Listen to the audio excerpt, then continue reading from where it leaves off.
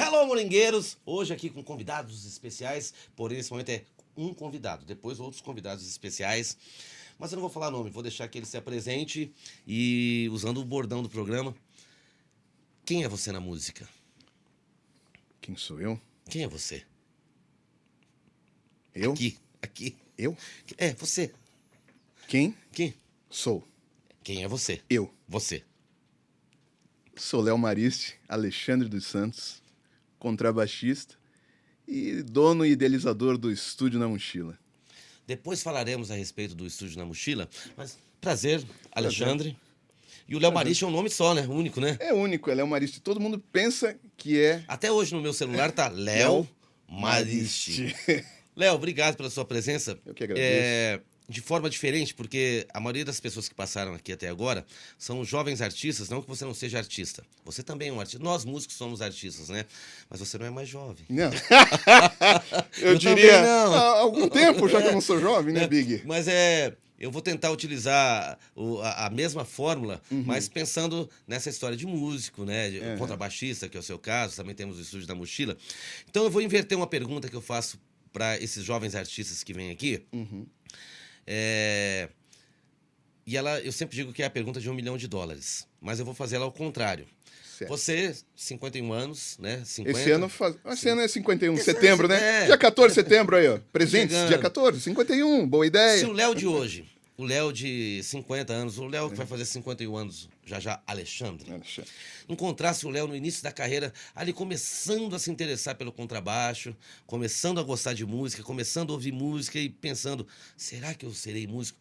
O que o Léo de hoje diria para aquele garotinho que estava ali sonhando comprar o primeiro instrumento? Ele diria, vai que é legal, ou diria, muda esse percurso aí? Ia falar pra ele, cara, vai com tudo. É? Você vai ver tanta coisa, vai curtir tanta coisa, você não tem ideia. Você não vai ter ideia. Mas faça, vá. Não deixe de tocar, não né? deixe de tocar. Nenhuma vez. Vai passar pela tua cabeça em deixar de tocar, de parar. Ouvirá palavras de outras pessoas, mas continue, continue. A estrada é sua. Poxa, que bonito. Na verdade, Léo, né? A gente tá brincando aqui, só que eu e você, a gente já se conhece há bastante tempo. Nos conhecemos ali no estacionamento do Estúdio Clique, verdade. né? Em Curitiba, mais de 15 anos já, né? É claro que eu vou fazer perguntas aqui hoje, mas conheço a sua história como você conhece a minha, de trás para frente, né? E as nossas histórias, que bom, várias vezes elas se entrelaçaram, né? Sim, A gente como, se cruzou né? em várias oportunidades, mas geralmente esse podcast, Léo, né? Eu chamo artistas quando eu digo jovens artistas, eu até brinquei com a idade, não é questão de idade. É o tempo que a pessoa tem de voo, de carreira, né? São pessoas que estão começando, porque eu falo jovens artistas, mas tem pessoas aqui, essa semana a gente estava relembrando, aqui eu já gravei gente de 60 anos de idade, de 40, de 30, e também, é claro, muitos jovens, 18, 17, mas independente da idade, os sonhos são os mesmos, né? Então, quando eu digo jovens artistas, é um artista começando a construção uma carreira, da sua né? carreira. E essa é a primeira vez, você é o primeiro que a gente traz aqui, um músico que também já participou da história, da carreira de artistas. Volto a dizer que um músico também é um artista, né? Eu tenho essa visão comigo, e como tal ele deve se cuidar, se tratar e gerir também a sua carreira. Verdade. Porque também é uma carreira. Então, aproveitando esse gancho que o Léo de hoje diria para o Léo no início de carreira, né? Vai lá, não desiste, né? A vida vai te derrubar algumas vezes. Não é a vida, né? A vida é maravilhosa, mas algumas pessoas que estão aí algumas situações, né? Você teve muitos percalços na carreira da música como baixista, teve esses momentos difíceis, tem alguma história, eu conheço milhares de histórias suas, né? Mas tem alguma história assim, em algum momento você falou, puta, eu vou desistir, não quero mais isso? Teve uma vez, sim, que assim, na realidade passa pela cabeça da gente algumas vezes, né? Mas teve uma vez que foi muito interessante, porque eu morava em Paranaguá e eu comecei a vir tocar em Curitiba. Então a gente depende muito, né, de ficar na casa de algum amigo, né, de algum conhecido.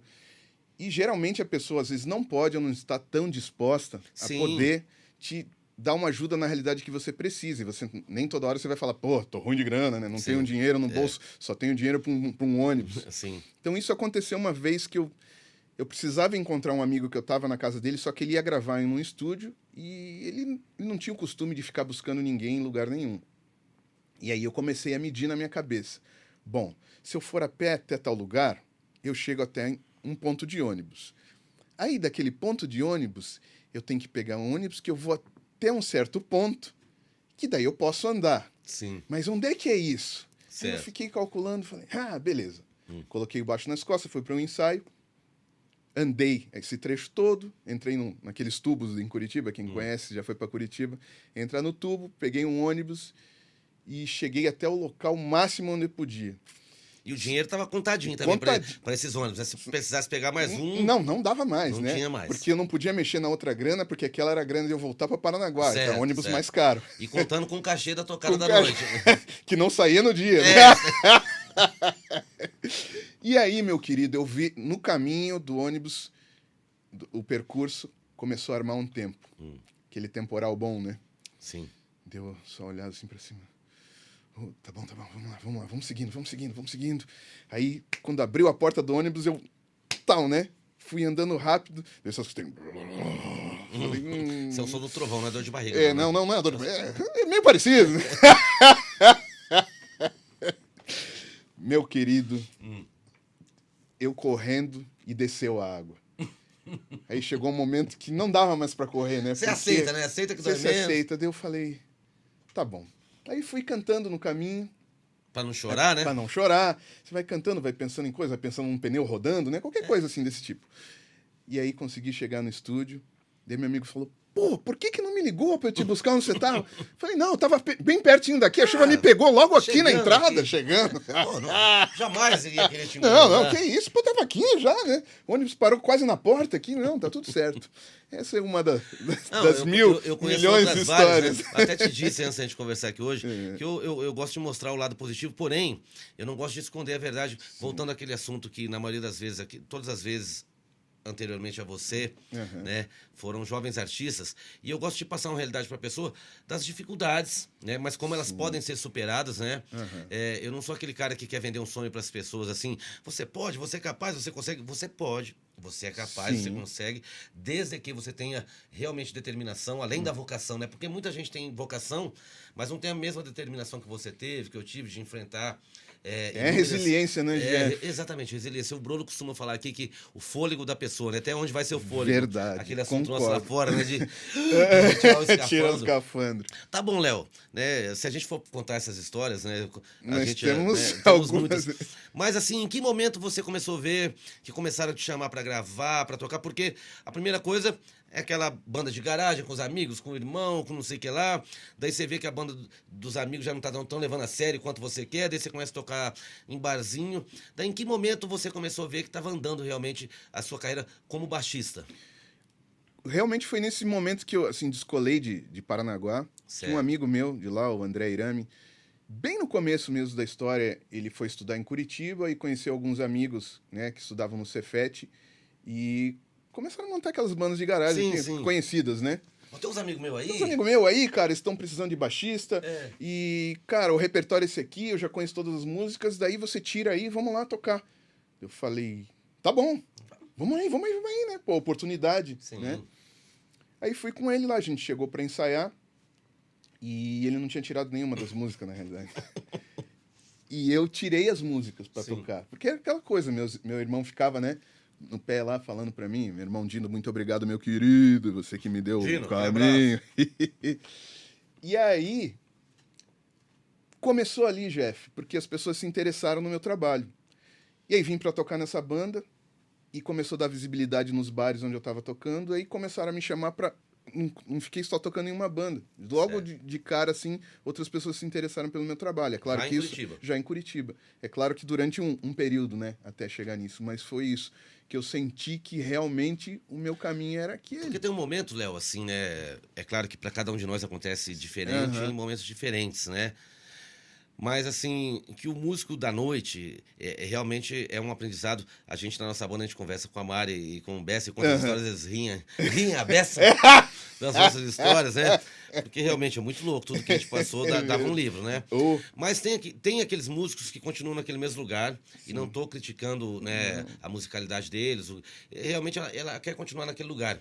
E depois a gente começou a enveredar para o estúdio, e daí tem que vir uma outra percepção musical, que daí não é você tocar por tocar, é tocar para determinado artista, para determinada música. Como foi esse primeiro momento que você começou a se deparar com essa coisa do estúdio, que alguém, não, essa nota não, toca assim.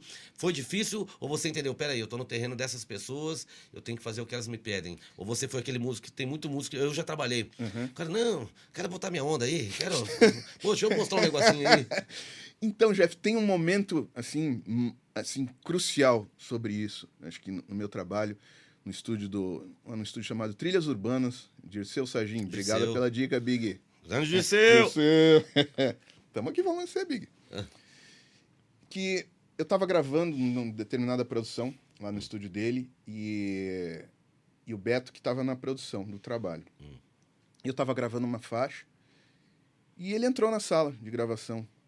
Dele ficou ouvindo, né, dando uma sacada, assim, prestando atenção, dele, para! Eu tirei a mão do instrumento. Assustou, né? Assusta, né?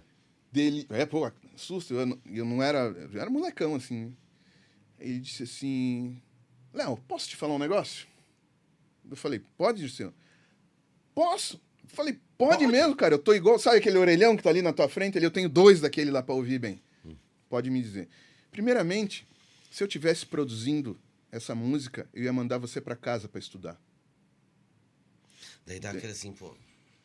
Daí você já descruza as pernas, né? Já encosta. É sério? Daí ele falou, posso continuar falando? Eu falei, pode. E eu falei, agora é o momento de eu ouvir. Eu pensei comigo, né? Porque podem ter coisas interessantes, podem ter coisas que não sejam tão. Daí ele começou a falar, e esse papo foi se estendendo, só que o que eu prestei atenção nessa primeira parte da conversa, eu senti como se ele fosse o baixista, ele ia tocar daquele jeito. Certo. Beleza. Ok. Tá bom. Aí, quando ele falou em duração de nota, eu falei, opa... Isso me interessa. Isso me interessa e muito. Daí que ele falou, olha, você está cortando a nota, você não está deixando ela sustentar o que precisa. Eu falei, cara, isso é legal. Ele falou, deixa eu te mostrar na música. Beto, solta daquela parte lá.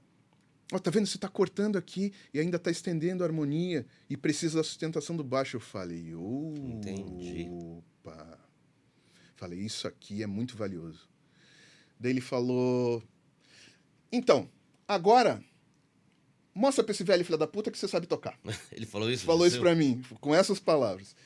Daí eu falei, tá bom, mas antes deixa eu tomar um café, fazer um xixi. Sim, assimilar. Assimilar, né? Daí eu saí da sala, né? Pô, você sai meio acelerado, né? Você fica ali. Você pensando. Processando todas as processando informações. tudo.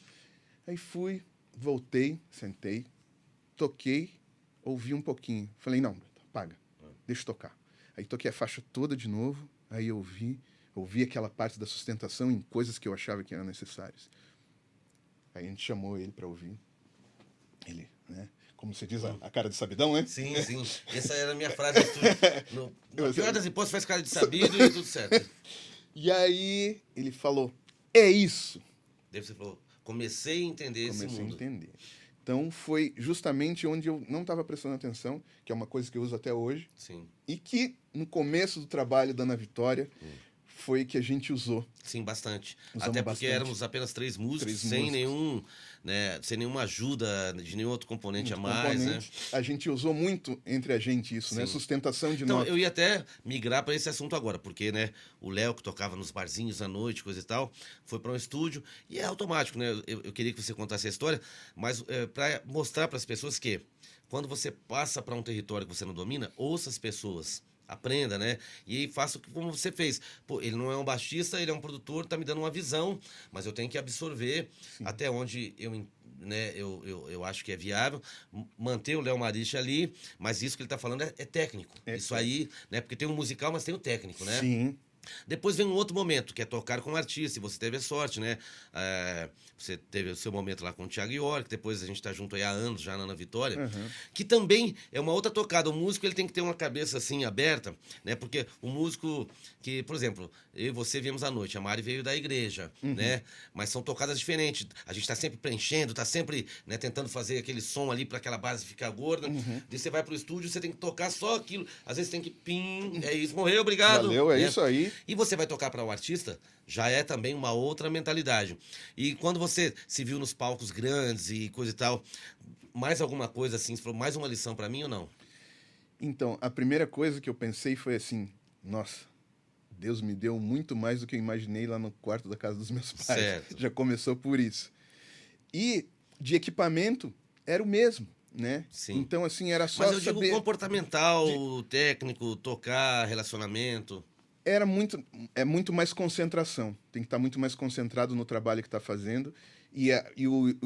O estudo do estúdio gravando é muito usado ao vivo. Isso ajuda Muita demais. coisa do estúdio a gente traz para o palco com um artista, né? Um Isso artista. é verdade. Então isso ajuda tanto porque isso limpa o teu som, né? Porque não tem só você tocando. Sim. Existem outras pessoas tocando, que Eu existe sempre falo espaço para as para todo pessoas mundo. que a gente que é músico, a gente tem assim fração de segundos para saber pelo movimento da mão do baterista para onde ele vai. Você olha, acontece algumas vezes, eu sempre nesses 3 anos que a Mayra tá tocando com a gente, às vezes eu vou fazer uma coisa, eu olho assim e eu faço a mesma coisa que ela, parece que a harmonia caminha a gente para aquele lugar. Uhum. Ela olha para mim e dá uma risada, eu olho e dou uma risada, a gente pensou a mesma coisa. É claro, guardado não o conhecimento musical, mas a experiência musical de cada um, né? Às vezes a pessoa tem uma visão diferente da música, mas tem algumas coisas que pra gente, assim, você tá ali no palco, parece que é tão natural ir para aquele lugar que todo mundo faz junto, mas é essa coisa. Até tem nas aulas de música, né? Prática em conjunto, mas eu acho que ainda é meio falha essa prática de conjunto que tem nas aulas de música. Eu acho que a prática em conjunto é olhar nos olhos, né? Quando você toca. Tipo, você tá aqui, mesmo quando você... Eu falo olhar nos olhos, mas mesmo quando você fecha o olho, você tá ouvindo o teu amigo, tipo, ele tá me chamando para aquele lugar, eu vou junto com ele, né? Tá conectado. Quando você tá com músicos profissionais que também respeitam a música, né? Verdade. Eu sinto que isso é uma conexão mesmo, né? É como se tivesse um cabo MIDI ligado um no outro. Evoluímos, o Léo... No quarto do lado dele, começou a se interessar por música, barzinho, depois tomou chuva e chegou lá no estúdio, depois começou a gravar e depois tocou com o artista. E hoje, em Curitiba, você bolou algo interessante, que é o Estúdio na Mochila, né? É uma forma de, eu imagino que seja isso, me corrija se eu estiver errado, de viabilizar as gravações para aquela pessoa que às vezes ainda não se julga um artista profissional, ou se julga, mas naquele momento não tem condições de reunir 50 músicos e ir para um estúdio. Conta um pouquinho do Estúdio na Mochila, o que você está fazendo, produzindo, como porque realmente você bota suas coisas na mochila e vai até a pessoa. Sim, isso originou num momento onde um amigo meu, onde a gente tocava junto, o Guto Teixeira, batera, né? E produz também. Ele falava, Léo, você tem que aprender um software de gravação para você aprender a gravar coisas, você se gravar. Eu falei, cara, isso é muito chato, velho. É uma boa. Eu gosto de tocar, né? Contrabaixo. Não, vai lá em casa, cara, eu te ensino isso aí. Aí, tá bom, vou. Aí passei uma semana indo lá na casa dele todo dia. Ele montou um... É raro um amigo fazer isso. É e raro. eu não tenho saco, bicho. Tá aí, aperta aí, dá o número 3 aí, tudo certo, grava. E ele fez isso. Ele colocou lá numa mesa o computador, uma interface. E aí eu peguei um caderno de música que eu tinha, de coisas escritas, minhas, composições, e levei meu baixo. E, sabe, músico a gente fica naquelas viagens, né? Fica pensando em coisas. Eu coloquei meu baixo lá, gravei uma harmonia, aí gravei uma melodia, eu falei, olha aí, meu, legal. Parada legal, hein? Tô gostando disso. Falei, bom, poderia ajudar bastante gente aí que não tem condições, né, de gravar e tocava um pouquinho. Daí colocava o baixo. Pois é, podia ajudar, né? Daí tocava de novo. Podia montar um micro estúdio, né? Podia montar um micro estúdio e coubesse na mochila. Falei, micro estúdio e coubesse na mochila? Estúdio na mochila? Foi essa a minha pira. Certo. Falei, que maneiro, e tocando ali e tal. Falei, mas eu tenho que viabilizar, não posso só gravar. Não posso só gravar. E enquanto isso, tocando. Não posso só gravar, tem que ter o diferencial. O que eu vou fazer? Tem que produzir. Tenho que finalizar. Tem que fazer coisas diferentes. Mas que eu não queira substituir um estúdio físico. Nunca foi essa a ideia. Mas viabilizar um áudio de qualidade, eu diria assim, para uma pessoa que está começando, ou aquela que já está na estrada e não tem grana ainda para entrar dentro do estúdio, né? É uma ascensão. Sim. Só que eu falei, eu preciso experimentar isso. E como? Porque eu vou usar a casa da pessoa como um estúdio. Sim. Né? Sem tratamento algum. E vazamentos. Claro. Né? E aí todo mundo gosta de cantar na família da minha esposa. No final de ano todo mundo se reúne. Família foi os ratos de rabulatório. Certeza. Não, canta uma musiquinha aqui. Não canta, não. Não, mas hoje canta. Hoje você vai cantar. Vamos aqui, vem. Daí já puxa a pessoa, né? Já vem com o microfone. Vem aqui, fica aqui, abraça a pessoa. Quando vê, ela já tá cantando. E aí onde o grau máximo de vazamento, né? Porque tá todo mundo reunido junto. Então, Aí eu experimentei isso. Aí, quando tava o arranjo todo, é claro que um violão em voz com um vazamento gigantesco não funciona, só se for a proposta da pessoa, né? Sim, claro.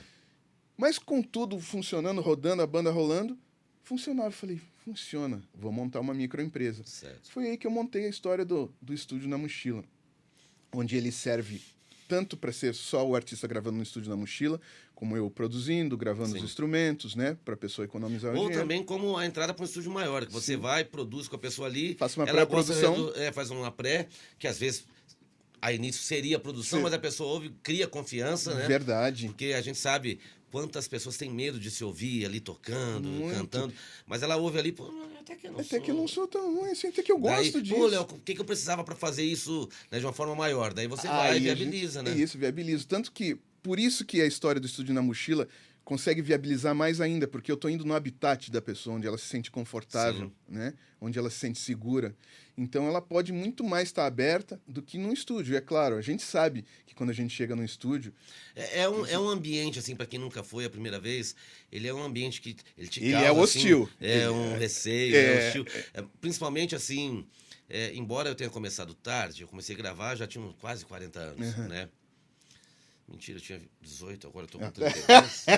Eu tinha quase 40 anos, mas, assim, uma vez de cara, não falando mal, e foi necessário eu passar por isso. Bicho, porque eu não tinha noção, me botaram numa gravação com o Pinóquio dirigindo. E era o Albino e o Pedro Ivo, que são músicos icônicos da gravação, para quem não conhece. E eu não tinha a mínima noção de capotraste, que tinha que ser esse violão, que tinha que ser o violão tal e coisa e tal. Me botaram nessa gravação e eu... não se cobre. Que é Jeff comigo. Eu fazia um acorde, os caras, só minutinhos. Daí eu olhava assim lá na técnica, lá os caras... Mais uma vezinha, né? Eu, tá bom. Daí começaram a cortar e eu comecei a ver que eu não estava agradando, porque você via a reação por trás do vidro lá do outro lado, né, cara? Ô, Jefferson, chega aqui, por favor. Ó, não é você. Você tá ótimo. Acho que o instrumento não é o adequado. Foi ao contrário de você... Não, semelhante a você, que foi o Dirceu. Ó, essa nota... Foi a primeira vez que eu falei, cara, não é isso que eu tô fazendo. Eu dei azar de já cair numa gravação com o Pinóquio, o Pedro Ivo e o Albino, né? E não tinha a mínima noção. E eu lembro que era um acorde que, pra ser em capotraste, era difícil. E eu não tinha noção que existia capotraste, né, que eu poderia ter uma afinação diferente, ou ter outros instrumentos. Então, o estúdio, no primeiro momento, quando você chega e você ainda não é conhecido e respeitado, ele é um ambiente, assim, que te deixa... Ele é hostil mesmo. As pessoas, às vezes, eu sinto isso, que às vezes até o ser humano, né? Ele faz tem questão... Né, de dificultar a vida da gente. dificultar a vida, onde poderia realmente facilitar. É você que é o cara? É você que vai tocar o baixo, sabe tocar? Você trouxe? Esse é teu baixo? Não tem outro melhor, não, né? Umas coisas assim. Então, isso é ruim. Sabe, esse tipo de atitude... Mas eu sinto que está cada vez mais acabando isso, Léo. Também sinto também. Eu não sei se é no momento que a gente se encontra, não só da altura, de idade da vida, mas pelos trabalhos que a gente já participou. Hoje, a gente não encontra tanto isso. Às vezes, esses dias aconteceu comigo, mas hoje a gente sabe se comportar diferente. Eu cheguei no lugar e o cara começou a falar, eu sou isso, eu sou aquilo. Pô, que legal. Ah, eu estava no ambiente e o cara... o dono do ambiente, ele tem uma banda. Não, deu, pô, que legal dele. Não, eu... Nem sei o que é isso, porque né, eu desço, faço show e pego o ônibus e volto. Daí eu, que legal, pô. Né? Você é músico? Eu falei, sim, mas não é igual a você. Mas isso eu tô falando semana passada, isso aí. Daí o cara, não, porque, olha, minha vida é essa, eu desço do avião, vou pro local do evento, pego, eu falei, pô, que legal, pô. Ele, não, mas um dia você vai fazer isso aí. Daí eu falei, legal, amigo. Daí a pouco papo vai, papo vem, ele, mas que eu já vi você em algum lugar. Falei, cara, não sei. Ele, não, eu vejo muito o podcast do Clemente. Falei, eu fui entrevistado. É você, aquele cara? Oi, eu sei. Daí eu comecei a mostrar umas viagens. Uma viagem ou duas. Cara, né? E o cara, eu achando que eu... Então a gente encontra umas pessoas assim ainda. Verdade. Mas hoje em dia a gente guarda pra gente, fica quietinho. E em algum momento a história da gente começa a falar, né? Fala pela gente. Exatamente. E se não falar também é porque a pessoa não tá preparada pra... Né? Concordo. Mas, Léo, eu acho que a gente conseguiu abranger, assim, todos os caminhos da vida de um músico, né? O Léo garotinho, que começou a se interessar por música. Verdade. Depois o Léo, que passou essas dificuldades. É claro que não só de caminhar na chuva sem grana para pegar outro ônibus, ou hoje um Uber, né? E coisa e tal, né? Mas o Léo que deu certo. Eu acho que, no final das contas, a gente tem que deixar uma mensagem positiva para as pessoas. Igual você começou, né, na segunda pergunta, você disse para você mesmo, né? Pô, as pessoas vão tentar te derrubar, vai ser meio complicado ali, vai ser meio complicado ali, mas no final valeu a pena, né, Léo? Muito. E hoje valeu a pena estar aqui com você, meu amigo. Nossa, eu que quase agradeço. 17, 18 anos já, né? Verdade. Léo, a gente não estende muito aqui, porque hoje, como as pessoas têm muita informação, é muita coisa para assistir e coisa e tal, eu gosto de sentar, conversar o essencial. É claro que a tua história é muito maior do que esses 30 minutos que a gente está conversando, né? Mas eu acho que a gente conseguiu resumir bem para as pessoas o que é ser um músico. Seja, e eu falo sempre, não só para você é o primeiro músico, todos os artistas são músicos, mas o primeiro profissão músico, né? Não profissão artista. Não existe essa de preconceito, a gente tem que ser feliz onde a gente está, né? No barzinho, você é feliz tocando. Sim. No palco do Rock in Rio, você é feliz tocando. No estúdio, né? Então, a gente não mede o sucesso da gente por onde a gente está, mas sim como a gente está naquele lugar, né? Verdade. Se eu tô bem em qualquer ambiente... tá tudo 10, tá maravilhoso. Meu amigo Léo Mariste, Alexandre, obrigado pela conversa, obrigado pela prosa. Agradeço, o grande Jefferson Pinas. Sou eu. Meu parceiro de tanto tempo. Aqui no Mochila... Não, mochila na Moringa, eu ia falar. Estúdio na mochila e Moringa fresca. É aqui? Aqui o quê? O que é aqui? Aqui esse lugar. Você tá ligado, né, esse lugar? Aqui? Você conhece esse lugar, né? Aqui, né? Gente, eu vou parar que ele não vai terminar com esse assunto. Obrigado. Obrigado, gente. Obrigado, continue acompanhando o nosso podcast. Aquelas famosas coisas que eu não tenho saco pra falar, mas...